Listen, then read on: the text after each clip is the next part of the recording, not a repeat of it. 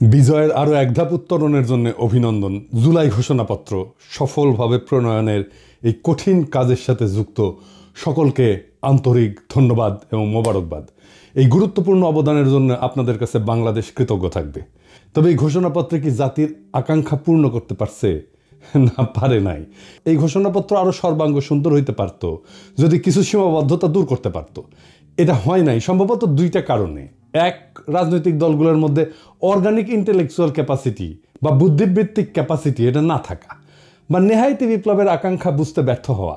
আমি এই জন্যই বলি যে বিপ্লবের আকাঙ্ক্ষা প্রচলিত রাজনৈতিক দলগুলো ধারণ করতে না পারলে নতুন রাজনৈতিক শক্তি উত্থিত হবে। আসেন এখন আমার মতে এই ঘোষণাপত্রে 5টা প্রধান সীমাবদ্ধতা নিয়ে আলাপ করি। অনেকেই অনেক বিষয় নিয়ে আলাপ করতেছেন, সবগুলোই ভ্যালিড।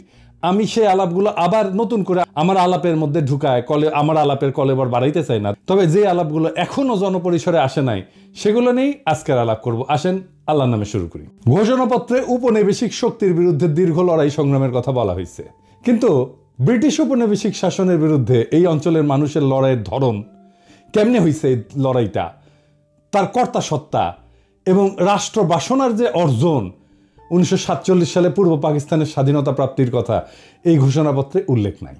সত্য উচ্চারণে এইরকম হীনমন্যতা, পূর্বপুরুষের বীরত্বপূর্ণ অবদানকে এড়ায় যাওয়া, তাদের মহান আত্মত্যাগের স্মৃতি অনিচ্চারিত রাখাটা ঘুরে ফিরে ওই একই বাঙালি জাতীয়তাবাদী বয়ানের রেখে যাওয়া, স্থির করে দেওয়া বিন্দু থেকে আমাদের ইতিহাসকে দেখার, পাঠ করার যে অলাথ চক্র তার মধ্যে আটকায় গেল।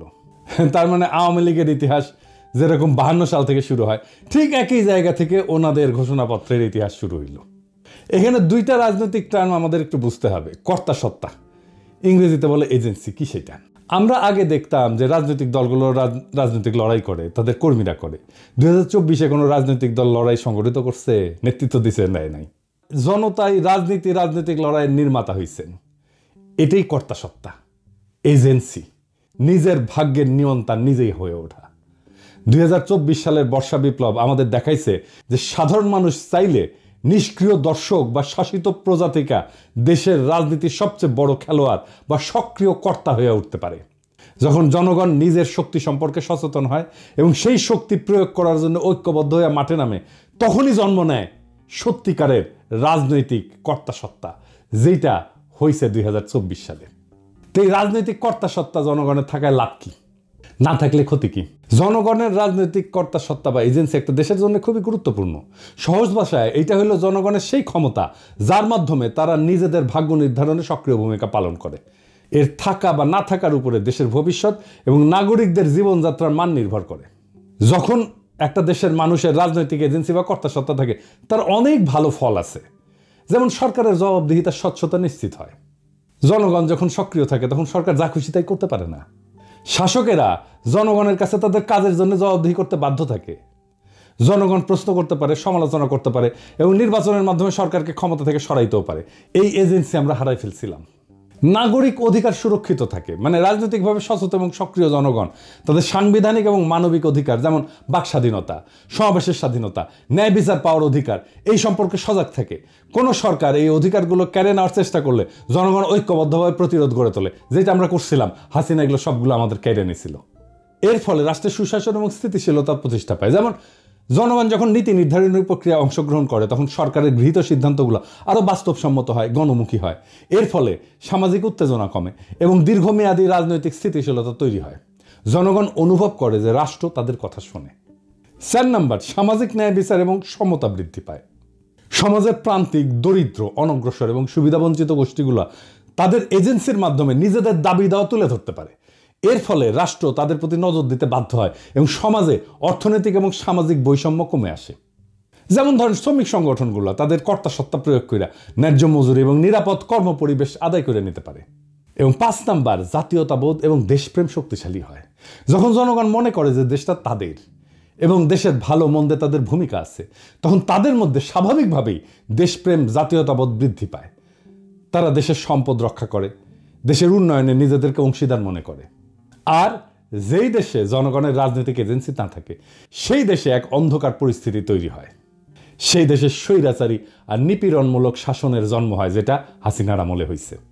শাসকেরা যা খুশি তাই করতে পারে। সরকার ধীরে ধীরে স্বৈরাচারী হয়ে ওঠে এবং জনগণের উপরে নিপীড়ন, নির্যাতন চালায়। ভিন্ন মতকে শক্তি দিয়ে দমন করা হয়। হাসিনা যা যা করছে, হাসিনার আমলে আমরা এজেন্সি হারাইছিলাম, আমাদের কর্তা সত্তা হারাইছিলাম। ব্যাপক দুর্নীতি এবং সম্পদ লুণ্ঠন হয়, কারণ সরকারের কোনো জবাবদিহিতা থাকে না। রাষ্ট্রীয় সম্পদকে ব্যক্তিগত সম্পদে পরিণত করা হয়। ক্ষমতাসীন এবং তাদের মদতপুষ্ট একটা গোষ্ঠী ব্যাপক দুর্নীতিতে জড়ায় পড়ে, দেশের সম্পদ বিদেশে পাচার হয়ে যায় এবং সাধারণ মানুষ রাষ্ট্রীয় সম্পদের সুফল থেকে বঞ্চিত হয়। একই জিনিস ঘটছে হাসিনার আমলে। এর ফলে দেশ অর্থনৈতিকভাবে পঙ্গু হয়ে যায়, ধনী গরিবের মধ্যে বৈষম্য আকাশচুম্বী হয়। এজেন্সি না থাকলে নাগরিক অধিকারের চরম লঙ্ঘন হয়। যেখানে এজেন্সি নাই সেখানে অধিকারও নাই। মানুষের কথা বলার স্বাধীনতা, সংবাদপত্রের স্বাধীনতা, এমনকি নিরাপদে বেঁচে থাকার অধিকারও কেড়ে নেওয়া হয়। আইন বিচার ব্যবস্থা ক্ষমতাসীনদের হাতিয়ারে পরিণত হয়। দেখছেন না হাসিনার আমলে যা যা হয়েছে, সব আমাদের এজেন্সি বা কর্তা সত্তা হারানোর ফল। এর ফলে জনগণ দ্বিতীয় শ্রেণীর নাগরিকে পরিণত হয়।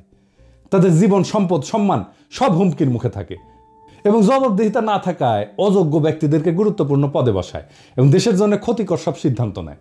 যেহেতু জনগণ কথা বলতে পারে না, তাই সেই ভুল বা সিদ্ধান্তগুলোই চলতে থাকে এবং রাষ্ট্র হিসেবে দেশটা ব্যর্থ হইতে শুরু করে। এর ফলে শিক্ষা, স্বাস্থ্য, অর্থনীতির মতো সমস্ত গুরুত্বপূর্ণ কাজ ভেঙে পড়ে একে একে এবং দেশের ভবিষ্যৎ অন্ধকার হয়ে যায়। সামাজিক স্থবিরতা দেখা দেয়, হতাশা দেখা দেয়। জনগণ যখন দেখে যে দেশে ভালো মন্দ তাদের কিছুই করার নাই, কিছু যায় আসে না, তখন তাদের মধ্যে তীব্র হতাশাবোধ এবং বিচ্ছিন্নতাবোধ জন্মায়। তরুণ প্রজন্ম দেশের প্রতি আস্থা হারায় ফেলে এবং সুযোগ পেলে দেশ ছেড়ে চলে যেতে চায়। সমাজের সৃষ্টিশীলতা এবং অগ্রগতির পথ বন্ধ হয়ে যায়। তার মানে জনগণের রাজনৈতিক এজেন্সি বা কর্তা সত্তা, এটা হইতেছে একটা সুস্থ কার্যকর রাষ্ট্রের হৃৎপিণ্ড। এটা থাকলে রাষ্ট্র জনগণের শক্তিতে বলীয়ান হয়, আর না থাকলে সেই রাষ্ট্র একটা অন্তঃসার শূন্য কাঠামোতে পরিণত হয়, যে কোনো সময় যেটা ভেঙে পড়তে পারে। আমরা আমাদের এজেন্সি, আমাদের কর্তা সত্তা এই 2024-এ নিজের হাতে নিতে পারছি। এইটাই 2024-এর বিপ্লবের সবচেয়ে বড় সাফল্য। এইবার আসেন আমাদের জুলাই ঘোষণাপত্রের দ্বিতীয় সীমাবদ্ধতার কথা বলি। বাংলাদেশের সাম্প্রতিক ইতিহাসের গুরুত্বপূর্ণ সবগুলো ঘটনার কথা উল্লেখ আছে এখানে, খুব ভালো। 1975 সালের 7ই নভেম্বরের সিপাহী জনতার বিপ্লবের কথাও আছে, কিন্তু 1975 সালের 15ই আগস্টের বিপ্লবের কথা নাই। কেউ আর তারে ওন করে না। এই জন্যেই আওয়ামী লীগ মর্সিয়া গাইতে পারে, বঙ্গবল্টু মরে নাই। 1975-এর 15 আগস্ট দেশপ্রেমিক সেনাবাহিনী শেখ মুজিবের বাকশাল সরকারকে উৎখাত করে। সেই বিপ্লব জনতা অভিষিক্ত করে, পথে নামে আসা তাদেরকে অভিনন্দিত করে। সিপাহী জনতার বিপ্লব কি আকাশ থেকে পড়ছে? 90-এর সামরিক স্বৈরাচারের বিরুদ্ধে গণ অভ্যুত্থানের পর 3 জোটের রূপরেখা এটা লেখা হয়েছিল, সেটা লঙ্ঘন করছে। বিজয়ী দলসমূহের মধ্যে রাজনৈতিক সমঝোতা ভঙ্গ, জন আকাঙ্ক্ষা পূরণের যে ব্যর্থতা এবং পরবর্তীতে সেই অভ্যুত্থানের অঙ্গীকার ধারণ করতে না পারার কারণে পর্যায়ক্রমে বাংলাদেশ রাষ্ট্রের অগণতান্ত্রিক চরিত্র ধারণের অশুভ পরিণতির উল্লেখ এই জুলাই ঘোষণাপত্রে নাই। তত্ত্বাবধায়ক সরকার ব্যবস্থা ধ্বংস করার বিষয়ে উল্লেখ নাই। কেন, কিভাবে এই ফাংশনিং ব্যবস্থাটা ধ্বংস হইল সেটার কোনো উল্লেখ আছে? নাই। তবে একই ঘটনা আবার ঘটলে আমি সেটাকে কিভাবে বাধা দেব? এবার আসেন 3 নম্বর সীমাবদ্ধতা। গত প্রায় 16 বছর দীর্ঘ ফ্যাসিস্ট দুঃশাসন প্রতিষ্ঠা করতে, জনগণের উপরে ধারাবাহিক নিপীড়ন চালাইতে রাষ্ট্রের মূল প্রতিষ্ঠানসমূহের মধ্যে সবচেয়ে বেশি আগ্রাসী শক্তি ব্যবহার করছে সশস্ত্র বাহিনী এবং সামরিক গোয়েন্দা সংস্থা, যাদের স্বীকৃত অপরাধ কর্মের কোনো উল্লেখ জুলাই ঘোষণাপত্রে নাই। আয়নাঘর কোথায় হয়েছে? ক্যান্টনমেন্টের মধ্যে ডিজিএফআই করছে। এতেও 36শে জুলাই পর্যন্ত হেলিকপ্টার ব্যবহার কইরা, খুন জখম কারফিউ জারি কইরা, ইন্টারনেট বন্ধ কইরা, সেনাবাহিনী নামায় গুলি চালানোতে নেতৃত্ব প্রদানকারী খুনি জেনারেল চক্রের সকল রাষ্ট্রদ্রোহী অপরাধের ঘটনাগুলো লুকায় ফেলা হয়েছে। স্পষ্ট কইরা সেনাবাহিনীর তরুণ সৈনিক অফিসারদের অংশগ্রহণের সংগ্রামী বৈশিষ্ট্যের কথা না বইলা সাধারণভাবে জনসাধারণের পক্ষে সেনাবাহিনীর অবস্থান গ্রহণের কথা উল্লেখ করা হয়েছে। সত্য কথা, ইনসাফের কথা, ন্যায়ের কথা এবং সঠিক কথাটা হইতেছে যে মার্চ টু ঢাকা কর্মসূচির দিন 36শে জুলাই বা 5ই আগস্ট বিপুল গণস্রোত এবং প্রধানত সৈনিকদের চাপের মুখে শীর্ষ সামরিক নেতৃবৃন্দ চূড়ান্ত এবং শেষ পর্বে গণ অভ্যুত্থানে বাধা না দিয়া 5 তারিখে আরও প্রাণহানি এবং রক্তক্ষয় এবং জাতীয় বিপর্যয় এড়াইতে সহায়তা করছে। 4 নম্বর সীমাবদ্ধতা। হাসিনার ফ্যাসিবাদী শাসন প্রতিষ্ঠার পেছনে ব্যবহৃত সবচেয়ে দুর্বিষহ অস্ত্র সাংস্কৃতিক যুদ্ধের নাম ছিল ইসলামোফোবিয়া। দেশের ধর্মপ্রাণ সংখ্যাগরিষ্ঠ মানুষ, আলেম ওলামা, মাদ্রাসা ছাত্রদের বিরুদ্ধে লাগাতার এই অস্ত্র ব্যবহার করে হাসিনা যুদ্ধ চালায় গেছে। 2013 সালের 5ই মে শাপলা চত্বরে রাতের অন্ধকারে লাইট লিভায় রাষ্ট্রীয় বাহিনী দিয়ে নারকীয় হত্যাযজ্ঞ পরিচালনা করা হয়েছে, যে হৃদয় বিদারক ঘটনাটা আমাদের ইতিহাসে একটা সুগভীর ক্ষত সৃষ্টি করছে।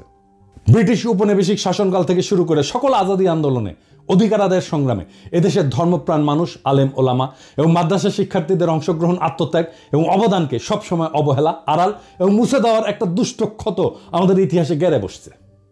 এই উগ্র জাতীয়তাবাদী তথাকথিত প্রগতিশীল দুষ্ট ক্ষতের ইতিহাস আবার পুনরাবৃত্ত হয়েছে। তাদের লড়াইয়ের যথাযথ মর্যাদা, স্বীকৃতি, বাংলাদেশের ভবিষ্যৎ রাষ্ট্র গঠনের আকাঙ্ক্ষায় তাদের অবদান এবং ত্যাগের যথাযথ হিস্সা ছাড়া কোনোদিন আমাদের এই স্বপ্ন, বাংলাদেশ গড়ার স্বপ্ন পরিপূর্ণ হবে না। বাংলাদেশের আলেম ওলামা মাদ্রাসা শিক্ষিতদের ব্যাপক এবং সর্বাত্মক অংশগ্রহণ ছাড়া 2024-এর বিপ্লব সফল হতো না, এটা লিখে রাখতে পারেন। পঞ্চম সীমাবদ্ধতা, 2024-এর বিপ্লবে মেহনতি মানুষ এবং নারীর অংশগ্রহণের প্রশ্নটা দৃশ্যমানভাবে আসেনি। জুলাই গণ অভ্যুত্থানে অংশগ্রহণকারী বড় দুইটা শক্তি ছিল শহরের মেহনতি মানুষ এবং নারী সমাজ। বৈষম্য বিরোধী সংগ্রামের এই বৈশিষ্ট্য ঘোষণাপত্রে উল্লেখ করা হয়নি। অর্থনৈতিকভাবে অনগ্রসর জনগোষ্ঠী এবং নারী সমাজ যে রাষ্ট্রীয়, অর্থনৈতিক এবং সামাজিক স্তরে সৃষ্ট বৈষম্যের অবসান চায়, জুলাই গণ অভ্যুত্থানে সেই আকাঙ্ক্ষা খুব স্পষ্টভাবে ফুটে উঠছিল। এই জনগোষ্ঠীর সমানাধিকারের আকাঙ্ক্ষা আন্দোলনের অগ্রভাগে ছিল, নেতৃত্ব দিছিল এবং তাদের বেশিরভাগই হতাহত হয়েছে। অধিকার সচেতনতা, বঞ্চনার বিরোধিতা এবং ইনসাফের ধারণা এই জনগোষ্ঠীকে সংগঠিত করার একটা গুরুত্বপূর্ণ ভূমিকা রাখছে। নতুন বাংলাদেশের অর্থনৈতিক নীতি কি বৈষম্য মোচন বা দারিদ্র্য বিলোপের দিকে পরিচালিত হবে? তার উপরেই নির্ভর করতেছে নতুন রাষ্ট্র ব্যবস্থার চরিত্র এবং স্থিতিশীলতা। কর্মসংস্থান, শিক্ষা এবং সামাজিক কর্মকাণ্ডে নারীর নিরাপত্তার পরিবেশ তৈরি করা জুলাই গণ অভ্যুত্থানে অংশগ্রহণকারী নারী সমাজকে ত্যাগ এবং অবদানের যথাযথ স্বীকৃতি দিতে হবে। এই ঘোষণাপত্র পড়া মনেই হয় না যে এই বর্ষা বিপ্লব ছিল একটা শহুরে দরিদ্রদের লড়াই। আমাদের এলিটরা সবসময় আমাদের মুরগি দেখায় আর ডাল খাওয়ায়। সুকুমার রায়ের একটা ছড়া আছে, নাকের বদলে নরুন পাইলাম, তাইরে নাইরে না, আমাদের হাতে নরুন ধরায় দিছে। রাজনৈতিক দলগুলোকে বলবেন, জিজ্ঞেস করবেন পয়েন্ট ধরে ধরে যে কেন আপনারা এই বিষয়গুলোকে যুক্ত করেন নাই, না হলে তারা নিজেদেরকে দেশের মালিক ভাবা বন্ধ করবে না। রাজনৈতিক দলগুলোকে মনে রাখতে হবে দেশের মালিক জনগণ, জনগণই সার্বভৌম ক্ষমতার উৎস। আপনারা আশা জাগান কিন্তু ডেলিভার করতে পারেন না, খুবই হতাশাজনক। জুলাই ঘোষণাপত্র একটা গুরুত্বপূর্ণ মাইল ফলক, এতে কোনো সন্দেহ নাই, কিন্তু এটা কোনোভাবেই শেষ গন্তব্য না, শেষ কথা না। এটা আমাদের দীর্ঘ লড়াই, ত্যাগ এবং স্বপ্নের এক ক্ষণিক প্রতিফলন, যার পেছনে আছে বহু রক্ত, অশ্রু আর আশার গল্প। এই ঘোষণার জন্ম হয়েছে এক গর্জে ওঠার সময়ের ভেতর থেকে, যখন মানুষ আর তাকাইছিল না কোনো নেতা বা দলের দিকে, বরং নিজেরা হাতে তুলে নিছিল রাজনৈতিক কর্তাসত্তার ভার।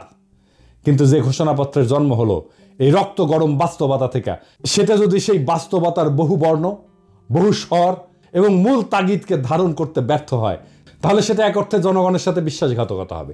যারা ময়দানে প্রাণ দিল, যারা নিঃস্ব হয়েও আশায় বুক বাঁধল, যারা চোখের সামনে ভাই বোন হারালো, তাদের ইতিহাস, তাদের দাবি, তাদের আত্মত্যাগের ভাষা বাদ পড়ে গেল। ঘোষণাপত্র না, সেটা হয়ে ওঠে আবার এক শ্রেণীর ক্ষমতা কাঠামোর পুনরুৎপাদনের হাতিয়ার। এই ব্যর্থতা নিয়ে নিরুৎসাহিত হওয়া যাবে না, বরং এই ব্যর্থতা থেকে নতুন শক্তির জন্ম দিতে হবে। যদি প্রচলিত রাজনৈতিক দলগুলো এজেন্সিহীন, ভবিষ্যৎ বিমুখ হইয়া পড়ে, তবে নতুন নেতৃত্ব, নতুন কাঠামো, নতুন চেতনার আবির্ভাব হবে। কেননা ইতিহাস দাঁড়ায় থাকে না, সে আগায় যায়, পিছনে ফেলে দেয় তাকেই যাকে সে ব্যর্থ মনে করে। তাই আসেন আমরা এই ঘোষণাপত্রকে একটা খসড়া হিসেবে বিবেচনা করি। এটা জনগণের অসীম শক্তির সামনে একটা খোলা চিঠি, যা আবার লেখা হবে, আবার সম্পাদিত হবে, আবার জনগণই তার রূপ নির্ধারণ করবে। এটাই হলো গণতন্ত্রের প্রকৃত চেহারা, যেখানে প্রত্যেকটা মানুষ শুধু ভোটার না, ইতিহাসের লেখক, যেখানে জনগণ শুধুই অনুসারী না, বরং রাষ্ট্র নির্মাণের কর্ণধার। আমরা যারা আজ প্রশ্ন করতেছি, সমালোচনা করতেছি, তারা কেউ এই প্রক্রিয়ার বাইরে না, বরং এই চর্চাই আগামী দিনের সুসংগঠিত, সুবিচার ভিত্তিক, ন্যায় ভিত্তিক, ইনসাফ ভিত্তিক বাংলাদেশের ভিত্তি করবে।